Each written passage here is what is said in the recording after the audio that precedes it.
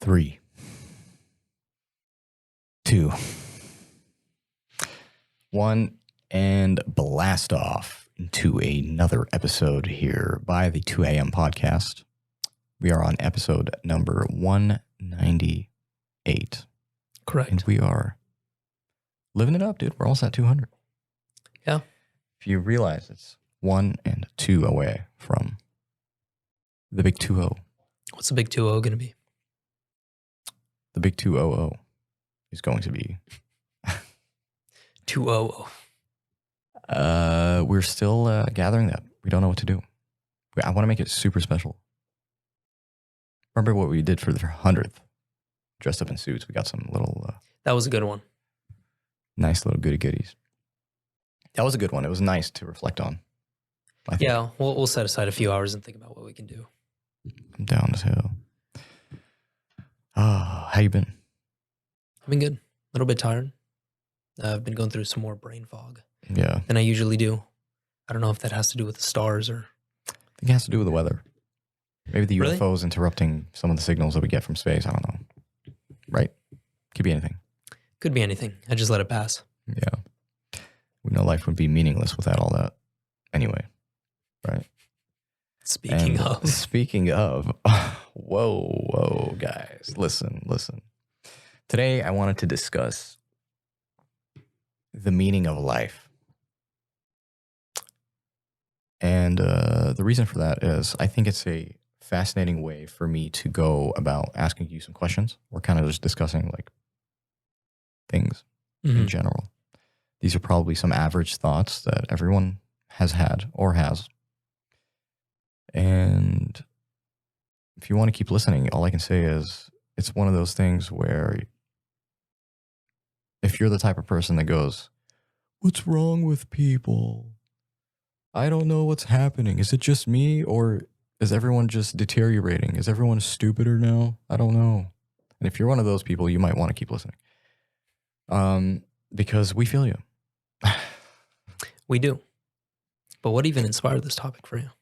I don't Were you know, dude. listening to I've some been- Alan Watts? No, bro. I've been going through a lot of crap in general. But during times of hardship, you need to attack it like the organizer that you are and just go about it, you know? So you have to like self-heal your trauma, self-heal your F-ups, self-heal your, you know what I'm saying? Like it's all self-related. So you start to think about things and you're like, there is a kind of natural good remedy for things, you know? And I started thinking about like, what is the meaning of it, right? And I've had those thoughts before, obviously. But yeah, I found a list. And this list was interesting because it tells you essentially what the meaning of life is, okay? And these are the traditional, what we know of today. Philosophically speaking, this is kind of the meaning of life. And it starts with number 1, to find happiness. How do you define that? What's happiness? Is it subjective? I like to use the word fulfillment over happiness because I think you can get into some very tricky territory with the word happiness because you're never going to be happy 24/7. It's just an emotional state. You always ebb and flow in between different emotional states, right? Yes. But then I started thinking about it even more. And I'm like, are we just that much less educated? Obviously, happiness, because we throw around words a lot, like amazing and astronomical. And like, we're just like, but it's just KFC and Taco Bell. So what, like what's happening here, you know? Yeah, maybe happiness. Like I get what you mean. Maybe today we take too literal and stick too literal to words. So we have to be very technical. So I do agree though, because I think happiness is that though. Yeah, I mean, well, my original thought process is why is happiness even the point? Or like, why does it have anything to do with the meaning of life? I mean, sure, we want to be happy, but aren't there more important things in this world than happiness? Well, I think not. See, you're thinking of life as in life according to you. I'm saying life and the nature of human man. So if there are core things, like, you know how they say even a damaged person, no matter how damaged you are, it could be the most damaged person in the world, there has to be someone that's expert enough to bring him back. Yeah. Okay, bring him back to what? Exactly. To a state of equilibrium, which you can call happiness, yeah. Yeah. So it's like, I think those characteristics or the meaning of life is for life according to the human race. Like the human natural qualities that we cling to, or, you know.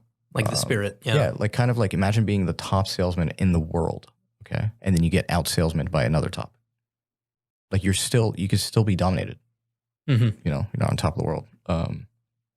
No, it could feel like it. And I think that's kind of like the difference between happiness and fulfillment or whatever, too.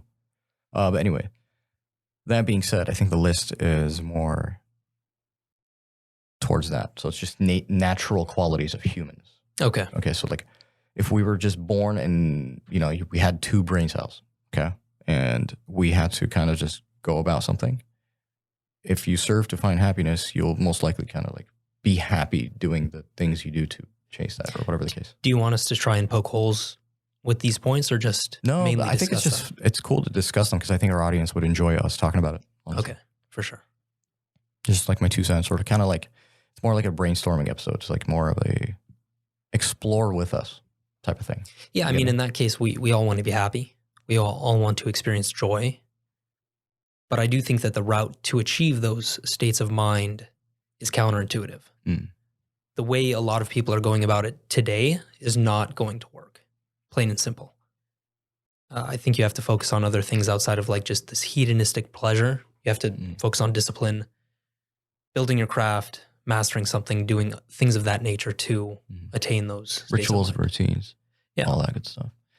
Okay, let's see what else is on this list, because some of it might actually go along, and it could be the second point. But let's see. The second meaning of life is to serve others. What do you think that means exactly? I know it sounds harsh at the beginning. To serve others. That's all I'm here for. But I think it's more vast. I think just to make the world a better place for yourself and other people around you. Like a win-win instead of a win-lose. Yeah. And how that looks is vastly different. You can give a homeless person money. That would be a win-win for you and the homeless person. Mm-hmm. Put something good out in the world. It's good energy. Good energy comes back to you. And because you could choose to look at it as a loss. Like I just lost $20 or whatever. Or I just then why even give him the money? Like, exactly. I gave away $20. Yeah. But again, that's like training your inner feeling. That's what I think it is. How do you feel after you donate? Do you feel like let's just say you had $50, okay? And it was 2 20s and a 10. And then you were looking at the 20 and the 10, and you were like, and you give him the 20. And then now you feel bad. Now you're like, damn, should have given him the 10. Do you feel bad about feeling bad for that? Or do you just go, nah, that's a good thing that I feel bad for that. But it's okay though. I never go through that thought process. I've always had that thought process growing up. So I always had to check myself. And when I realized that, I go, I think many people have that thought process. And that's the thing. It's like, maybe I should talk about it. Get me? I'm a firm believer that the more money I give, like the point at which it becomes uncomfortable, that's exactly when I should give. Well, it's because I think when you live always on edge or uncomfortable in some sense, right? Like I've grown up kind of always chasing money for today, dude. Like trying to eat, you know, whatever the case was. And I still served like it would naturally happen. I feel like God would place them, like these things in front of me just to be like pay for someone's gas, do this, do that. And I'm like, dude, what? Like I'm barely making it. And it's just like these people just waddling towards me and I happen to just have it in the moment. You know what I'm saying? So I'm just like, okay. And I've always been the kind of person to not really show my personal side too much. Just because I like to be in control, you know? I like to, like if I'm coming out with purpose and I have prepared for this rather than, oh, I'm always here and you get to see me in all my moods and blah, blah, blah, blah, blah, right? Do you think that's a test? But I realized is that like I'm thinking of like the past 7, 8, 10 years, whatever the decade, and I look at like serving others, and like I said, you know how sometimes you could have a thought like that while doing it, but then you have a internal conversation telling yourself, "No, you're good." Like, if anything, it's a good thing you did that because you'll get met much more. Yeah, like I can't even comprehend sometimes. But I literally just think about it and I go, yeah, I'll probably be given some sort of something from this universe. So as long as I kind of just keep that vibe of positivity, I'll be good to go. It's a boomerang effect. Whatever you put out comes back. That's true. And I think it comes back in more quantities. Do you think that process is messed up when you go into it with that understanding? Like, I'm looking to gain something right now from God or the universe, and therefore I'm going to try to give to somebody. Do you think that destroys the intention? It's a good question. I don't know, bro. I'm a good person. So it's like it's hard to actually give an accurate answer, obviously. But I think so. I think that's fine. Because either way, you're giving. Exactly. So if you think about it, like if this world was a written story, right? And we see like those little details, I don't think it would matter. Like it would just be like the world kind of needed good anyway. So it doesn't matter how his. Yeah, I agree. You know what I mean? Mm-hmm. But at the end of the day, it's like action follows. It's not really what you say. It's what you do. Doesn't matter how you feel. Yeah. What do you actually do? Yeah. Yeah. That all follows. It builds your character, and people know you by your character. They don't know you by you. You can talk here all day long, but if everyone exchanged a certain level of something, but you did not reach that level, then it's just you're less sacrificial in my eyes. Yeah. But yeah, that's what I think. Serving others is definitely, I think, one of the good factors that makes you feel good throughout your life. It's one of the best highs out there. Dude. I'll tell you that. That's why the rich people give, dude. Most, at least. Or they try, I think. Yeah. All right. Brings us to number 3. The meaning of life is to achieve success. Isn't that the same thing as happiness, guys? Or is that... Because success is... What is success? Success is academia to me. School? Yeah. College? Yeah. That's how, success to you? That's how success has been defined by everybody in this country. Okay, success is going down the trail of schooling until you have a PH goddamn D. Okay, I get you. Yeah, the tricky thing with success is that it's subjective. It's not objective. I mean, you might have somewhat of an objective standard based on society. You have the cool car, you have the big mansion, you have the trophy wife, whatever you want to call it. But at the end of the day, it's a game of you and you. So it's subjective. Yeah. So you throw success at me, I just see white collar or just like, at the end of the day, like a very high paying job. Yeah. And it's just like, what? No. Success is my movie that's going to gross $60 billion.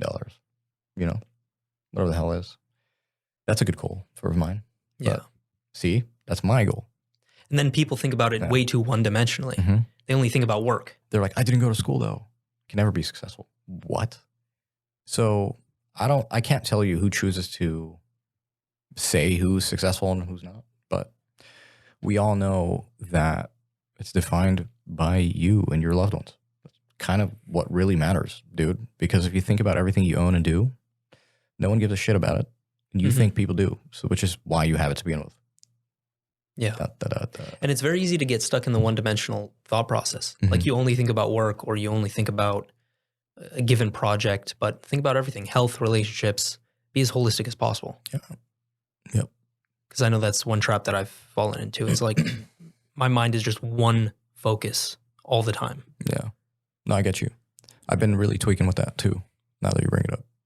I was in the garage the other day and I'm like, for the past 3-4 years, 5 years actually, I have been a dick. I have been like such a piece of crap and like in weird ways, right? But in myself, I feel like I'm successful. Like I'm heading there, like I'm hammering it through. And I feel like people in my way are feeling that. Stay away from me. I'm the same. You're being an ass. So But today I was thinking about it and I'm like, I remember waking up back when I was 16, dude, 17. And even the way the day felt was different. Okay. And it's not like I didn't have any stresses back then. I'm still working and stuff. But just generally the day, I'm like, what happened? And it turns out it's just merely your thought process. It's literally your thought process. Mm-hmm. That's what shapes your environment for you, which we don't take note of. But the practice should be that you know what environment you're in and you act accordingly or whatever the case is. But we take that. It just doesn't, I don't know. It's just our thoughts are harder to kind of gather now. Very hard. So that needs its own system. Once you get a system going and it's consistent, just like your red light, just like your sleep, just like your food and all that good stuff, and your fitness, that fits just under that list. Mm-hmm. Right under fitness. Did you work out today? Oh, 8 p.m. You finished working out? Dope. You had your last meal? Okay. And thoughts time. Like, funnel it, dude. Put it somewhere. Because the excess amount of that is really what's going to clutter everything else. It's going to make you feel like you're getting farther and farther out of this environment and you're just living in this one state of... which is in your head. Yeah. And it's seclusion. But it's not seclusion because you're just like, you feel like, yeah, I'm going through this tunnel. But it's like, that's seclusion, you psycho. Yeah. Yeah, there's a lot of other stuff outside of what's in your head, so. Exactly. So then you start realizing like, dude, my mom wants me to care for her. Like, and she just wants to see me. I'm like, oh, dude, where am I? And, oh, this is there. Oh, you know, then you're like, why am I trapped up here? You know, like I get it. We're thinking about the podcast. We haven't made any clips yet. Like all that stuff. And we have appointments and whatnot, right? And then by the time you like do things, you're like, dude, I'm so hungry, I can't even think. And so you're just all over the place sometimes. But and that comes like with that fast-paced lifestyle. I know. It's in California, it has to be like that, bro. And especially like if you're driving a lot, dude, you're wasting 4 hours a day driving back and forth. Mm. Anyway, yeah, dude. This brings me to my fourth one, which I think is hella important. The meaning of life is to seek knowledge and understanding. In other words, read, research, get in tune with the things you like to read and research, you know.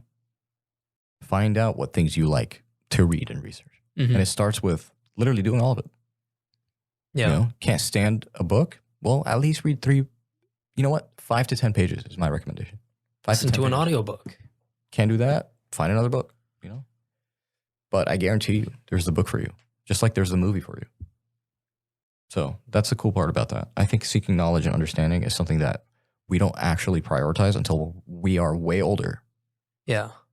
Which, in my eyes, is kind of a disaster because think of the rate of speed of learning that you had at a younger age, and you didn't do anything about it. So now it's a slower rate of speed, but you're now obsessed with it. So you're like, imagine I had those 4 years until it slowed down. Yeah, but I think we've had a good relationship with curiosity in general. I mean, that's how the podcast was born. So we have good experience too, honestly. I think me and you individually have good experience when it comes to life. Yeah. Would you say that curiosity is a strength of yours? Stuff. Curiosity? Yeah. Yeah. It's definitely a strength of mine. Yeah. Always asking questions. Or if I don't ask questions, my mind is through story. Like I'm like going through like, oh, what if that and this and like, what's a good example? This light shade. Okay. It's a little light shade. Sometimes I look at the material and I start going, there's a little too many gaps on the left than the right. Who stitched this? And I start to picture their face. And then I'm just like, this must have been in Cambodia. And like, you know. Yeah, that's a next level imagination right there. Bro, I'm just like, I don't know what's wrong with me. You know? I don't really go down those rabbit holes. But think about every business that I've been through. I know people in production. I know people in actual production, like physical. They want to make lampshades for you, production. And then like what else, bro? Sales, marketing, advertising, acting, directing, cinematography, all kinds of stuff. Smoke shops, dispensaries, artwork. That's the tough thing about Set being design, a creative. You have unlimited rabbit holes. It's limitless. You can keep going until the day you die. Yeah. And so that becomes very overwhelming. So here's a funny thought for you. Just from that side of the things that I'm curious about, I can learn for the rest of my life, and I still will not have learned everything about it. Okay? Now imagine you want to know everything. Good luck. You need multiple lifetimes, That's infinite why lifetimes. I love the word scholar, because a scholar is a scholar, dude. He's not a prof. Not a prof. That guy's a skull. That guy's a skull, dude. That means the rate of speed. He has the rate of speed of learning at 86, the same as a 27-year-old, probably. Yeah. I honestly believe that they have been blessed with an insane mind for them to contain that much information. How do you get the label of scholar? You have to go through so much schooling, dude, and through certified schooling through the hands of certified scholars.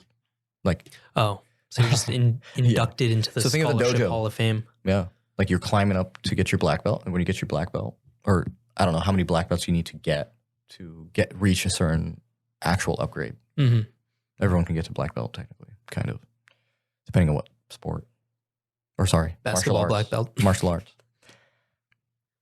Yeah, dude. I don't know what this means, but the meaning of life is to create and contribute to society. Well, it's the same like the second one.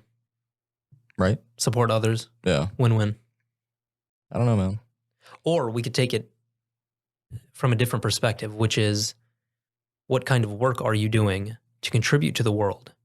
And what kind of impact are you going to have at the end of the day with all the work that you've done? So instead of the micro level, like focusing on one individual, you're focused on the macro level, which is the entire society. Yeah. What is the entire society going to do to level up? Or no, what are you going to do to level up the society? Ooh, this podcast, baby. That's what I hope to God this does, you know? I mean, we reach a lot of people. Yeah. It's just cool to know that we're good people trying to just have a good time with other good people, you know? Just trying to vibe. Because if good people grow, there's just more good people. More good vibes. Exactly. And that's what we would like here. I'm going to close it off with this one because this one is so important. The meaning of life is to find inner peace and live in the present moment. I'll let you go off. Yeah. Should the audience think about that? Give them about 15 minutes. No, I'm just kidding. You set my timer. Inner peace. Inner peace is weird because I also come from you got to dominate your fears and stuff like that. And that comes with anger and frustration and rage. Yeah, the opposite of peace. Things like that, right? Opposite of peace. So when you try to find peace, I can actually find it in most common things and specific uncommon things. Whether that's nature, a spot, a food, things like that, right? Thing to do, something to wear, whatever it is. Someone to see. Those all count as I find my inner peace, you know? But I think why those two go well together, live in the present moment, is because living in the present moment is what brings you inner peace. Yeah. That's the number one way to get into that state. Yeah. But it's very difficult to do, especially today. Mm-hmm. And with the help of vital red light, I think that is very possible. I would agree. Yeah. I felt a lot more peaceful with vital red light. Yeah. So peaceful to the point where even my sleep says so. My aura ring. Last week, I had let's just say, average of 56 sleep. My readiness was 83 to 86. Unbelievable. The only thing that I have added to my routine has been the vital red light. And I have been sleeping like a baby. And I'm not talking about drooling and it's all heavy. I'm talking about perfectly balanced, really good quality, efficient sleep. I feel good. And when I do it in the morning, it gives me a blast of energy. It's you went, you know? You know what the best part about that is? What? You don't have to do any work. No. You just stand in front of a light. Exactly. Ideally naked. Mm-hmm. In your birthday suit. It feels like you're getting slapped by the sun. It's nice.